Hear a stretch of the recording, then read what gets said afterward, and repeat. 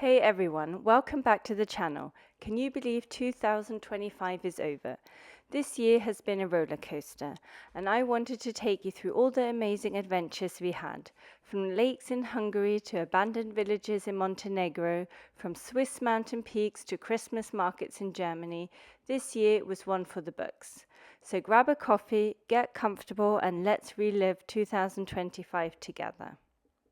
Our first big adventure of the year took us to Hungary to the stunning Lake Balaton. Now, if you've never heard of Lake Balaton, it's actually the largest lake in Central Europe and it gets really busy in the summer. We went pre-season, so the weather was still good and it was not warm enough to go swimming, which meant less crowds. We spent our days just soaking in the peaceful atmosphere. There's something magical about being by the water, you know. The lake has this incredible turquoise color in certain spots, and the surrounding countryside is just gorgeous. One of the highlights was exploring the little villages around the lake. The local cuisine was amazing. Oh, and a quick travel tip if you're planning to visit Hungary. They use the Hungarian forint, not the euro. And let me tell you, the exchange rate made us feel like millionaires. We'd pull out what looked like thousands of forints and it would be like 50 euros. It takes a bit of getting used to, but once you figure out the conversion, everything feels incredibly affordable. Definitely budget friendly compared to Austria. Lake Balaton was the perfect way to kick off the year. Sometimes you don't need extreme adventures, just beautiful nature and good vibes. Hungary is completely flat, so the landscape is quite different to Austria.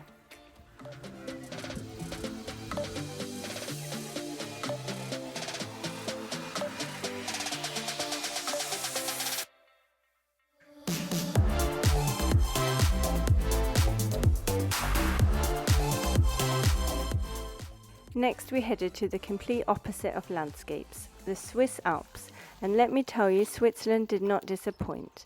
The hiking here is on another level. Every turn reveals a view more stunning than the last. Snow-capped peaks, crystal clear mountain streams, wildflowers everywhere. It's like hiking through a postcard. Was it challenging? Absolutely. Were the girls' little legs challenged by the end of the day? You bet. Was it worth every single step? 100%. They loved every second. There's something about reaching a summit after hours of climbing that just hits different. You feel accomplished. You feel small in the best way possible and you feel completely alive. The girls were in their element and they loved getting treats at the top.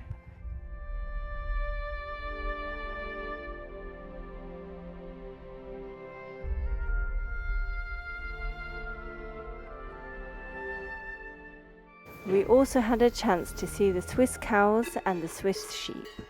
The cows were getting ready to leave the stalls to spend the summer up the mountains.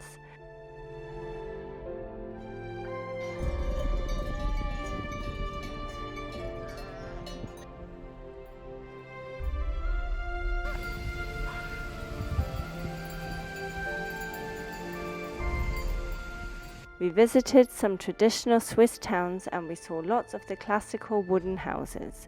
Switzerland was an absolute beauty.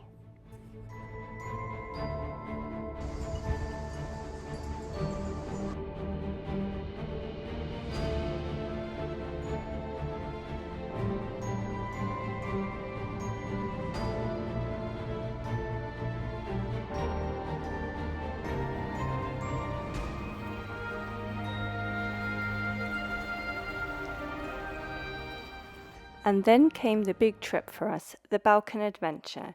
We spent 2 weeks exploring Serbia, Montenegro and Croatia, and honestly, this might have been the highlight of the entire year. Let me take you through it. We drove through Hungary again, but only stopped for the night in the southern fruit farm region. Due to the pesticides, the whole area could only drink bottled water. The Airbnb dogs were really friendly and the girls loved running around in the sandy flat land. We left the EU and entered Serbia. The girls had to have a rabies health certificate to get back into the EU. Our first stop was Belgrade, Serbia's vibrant capital. The energy in the city is infectious. We explored the waterfront, the historic fortress, wandered through the old town, and experienced the legendary Belgrade church of Saint Sava.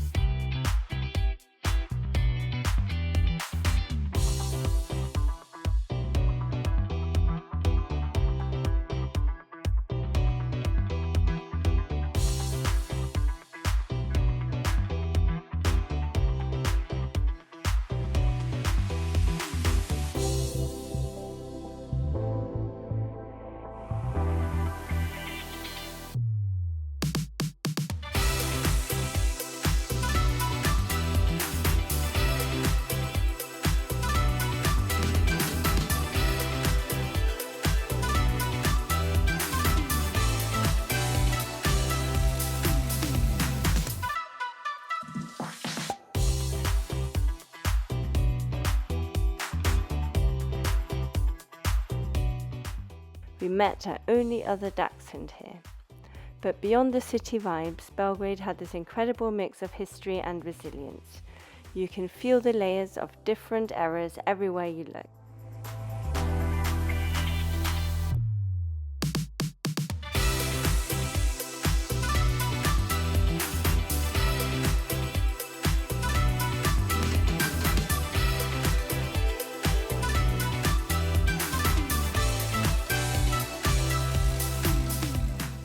Then we left the city behind and headed to one of Serbia's hidden gems, the Uvac river meandering. There was a lot of stray dogs in the Balkans, and we often saw cows just crossing the streets. We never had any bad encounters with the animals here.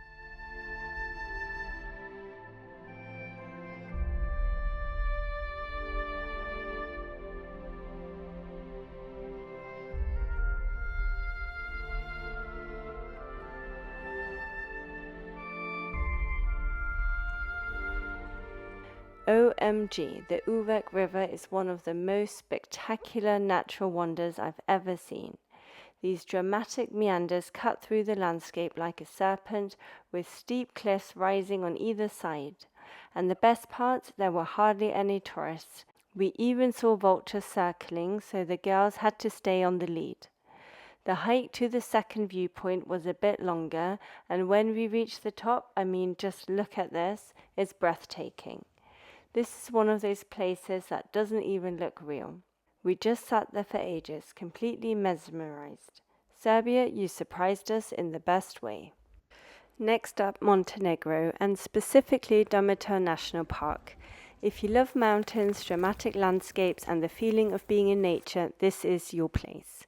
The park is full of glacial lakes, dense forests, and these massive limestone peaks that just tower over everything. We spent a few days hiking here, and every trail was more beautiful than the last. The crown jewel of Durmitor is the Black Lake. Despite its ominous name, it's absolutely gorgeous. Surrounded by pine forests with mountain reflections on the water, it's like something out of a fairy tale. We walked the entire perimeter, and honestly, we stayed as long as we could. It was so peaceful, so pristine.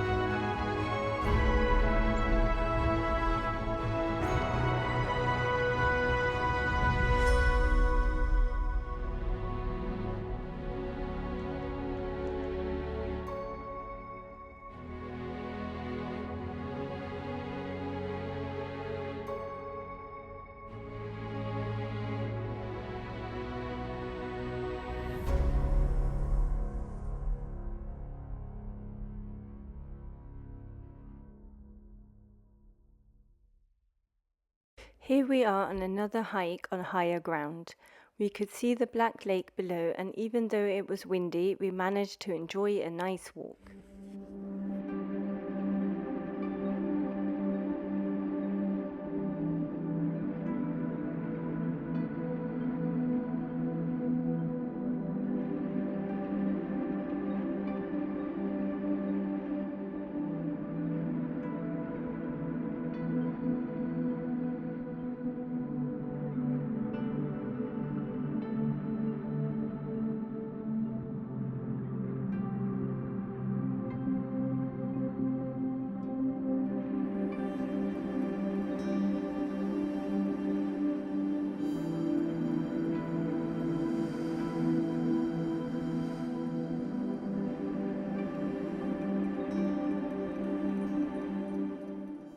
But then came one of the most unique experiences of the entire year. We stayed at a farm in the middle of absolutely nowhere, and I mean nowhere. The village had been almost completely abandoned as people moved to the cities for work. These homes where families once lived were now ghost towns. It really made you think about how much the world is changing. But our hosts were incredible. They lived off the land, grew their own vegetables, kept some animals to eat, and ran an Airbnb. We ate delicious homemade food and sat under the stars.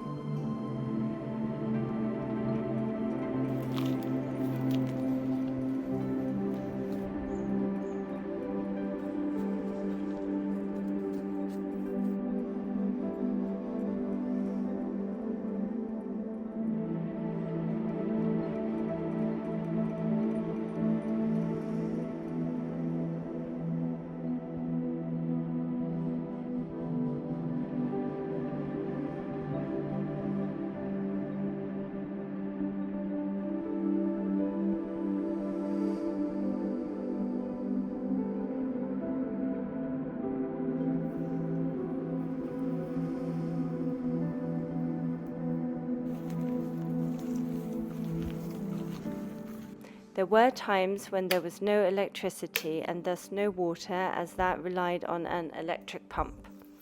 So that meant no Wi-Fi, no phone signal, just pure disconnection from the modern world. This is the kind of experience you can't plan or manufacture. The farm dog was really friendly and the girls loved spending time with him.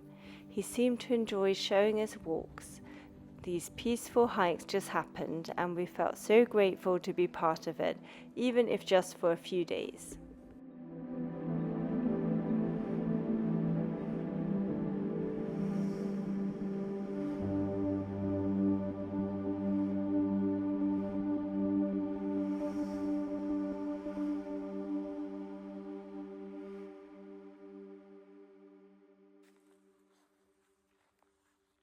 The only downside was that the girls picked up fleas.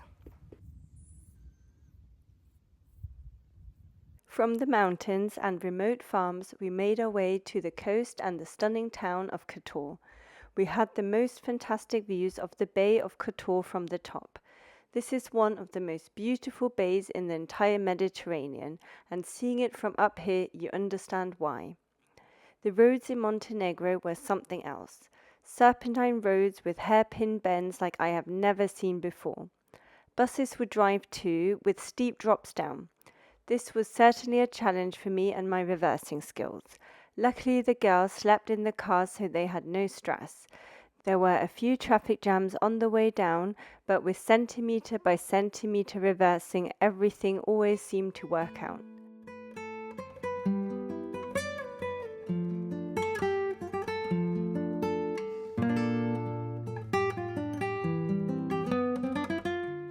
Kotor's old town is a World Heritage Site, and walking through these ancient streets feels like stepping back in time. Medieval architecture, winding alleyways and hidden squares with cafes. Kotor is famous for the many street cats that live here. There were also 2 friendly street dogs that controlled the entrance to the old town. But the real adventure in Kotor is climbing the fortress walls up the mountainside. It's about 1,350 steps to the top. As Dachshunds are not allowed to do stairs, this was not part of our itinerary. We did drive from the mountains, so we did have the amazing view of the Bay of Kotor from the top.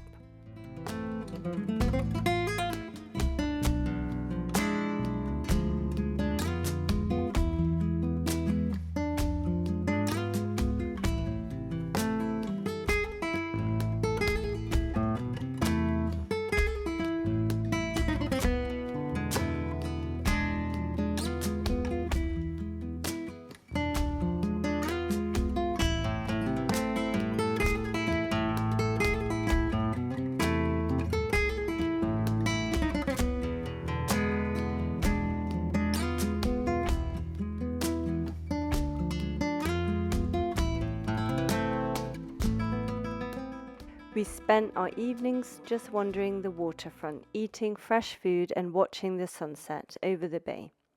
Montenegro had certainly stolen our hearts. The next day was a chill-out day, but it started with Amy being stung by a bee. Poor girl.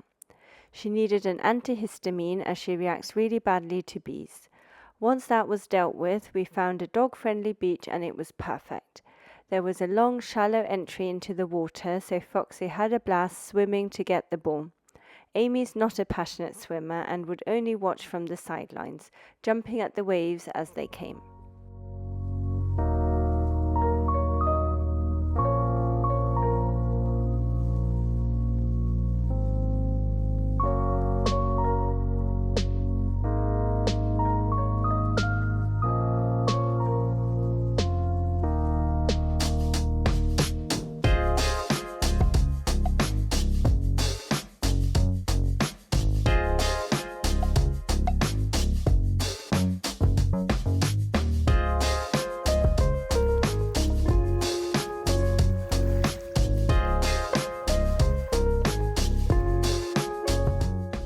And then we crossed into Croatia and were back in the EU. Our goal was to visit the Plitvice National Park, so we only made a few short stops. This turned out well as Croatia was overrun by people. Dubrovnik was nice, but the crowds of people just made me want to leave. It was also really expensive compared to the rest of the Balkans.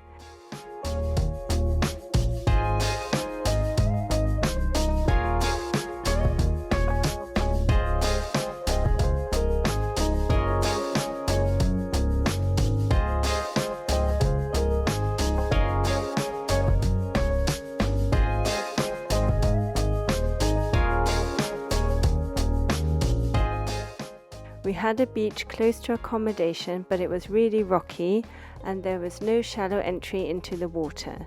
The girls were not impressed here. The Croatian coast is famous for its crystal clear waters, but a lot of the coastline is rocky.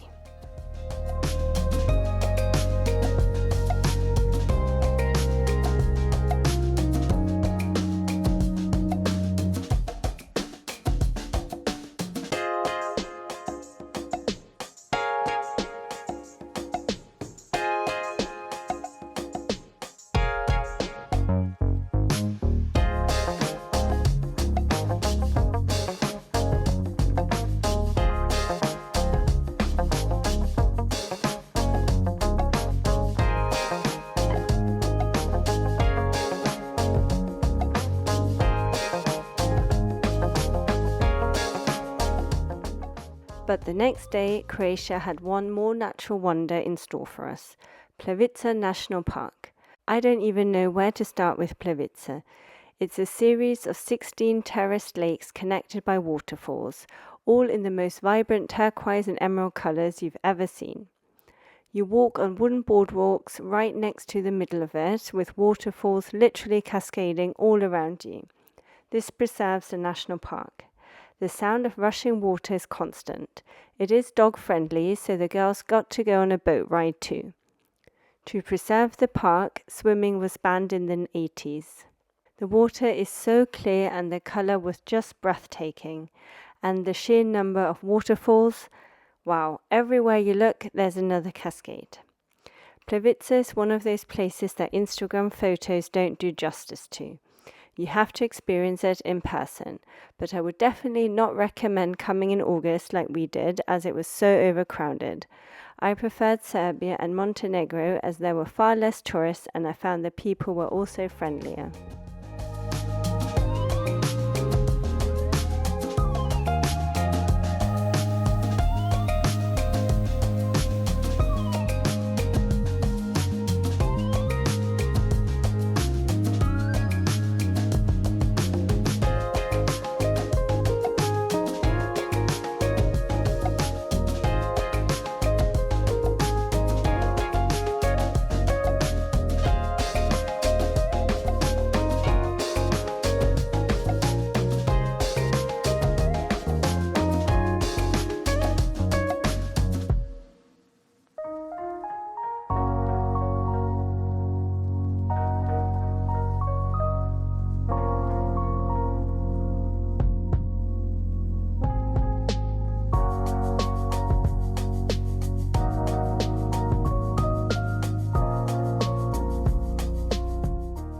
We wrapped up our Balkan adventure in Zagreb, Croatia's capital. After weeks of nature and small towns, it was nice to be back in the bustling city. Zagreb had this perfect blend of Austro-Hungarian architecture and modern energy. We explored the upper town, visited the main churches and ate our final Balkan meal.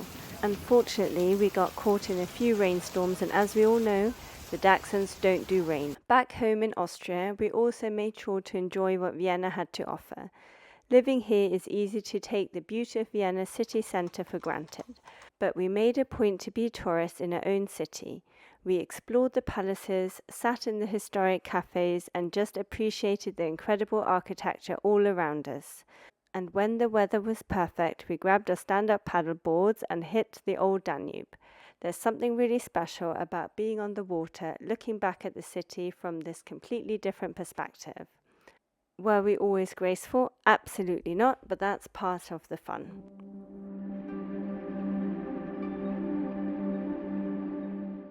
And finally, we wrap up our year with a trip to Germany for the Christmas markets.